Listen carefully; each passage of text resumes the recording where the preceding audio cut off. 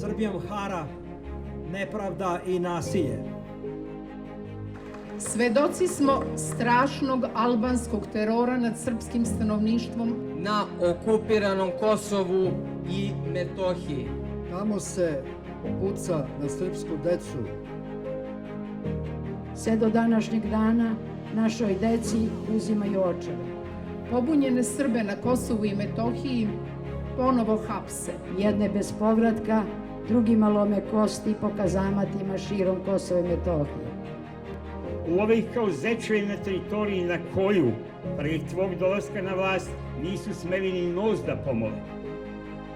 Gde su ljudska prava? Gde je Human Rights Watch? Ima jedan kome skandiraju Aco Srbine. Vučić je omogućio Albancima da preuzmu političku vlast u 4 većinske srpske opštine. Da naša država u liku svojih vladalaca potpomaže teror na Kosovu i Metohiji. Svojim nečinjenjem, ali bogami i svojim činjenjem. Taj Aca Po nalogu Kristofera Hila uhapšene Kurtijeve bojovnike pušta na slobodu. Njima je stalo samo do toga da znaju ko i kada će predati Kosovo. I našli su čoveka.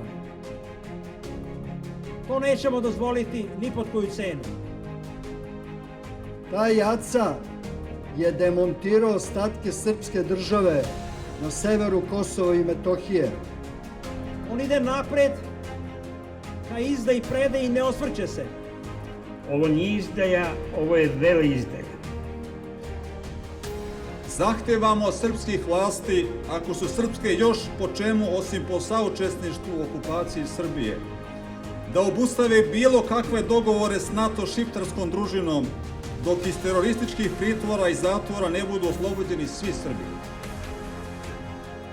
Biće gotovo tek ako i kad mi to prihvatimo i sa tim se pomerimo, a to se nikada neće dogoditi. Naša su prava na Kosovu zakopana. Ako Kosovo nije naše, zašto nam ga traže?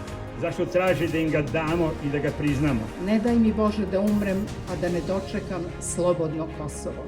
I na kraju, ili možda na početku, Vučić odlazi.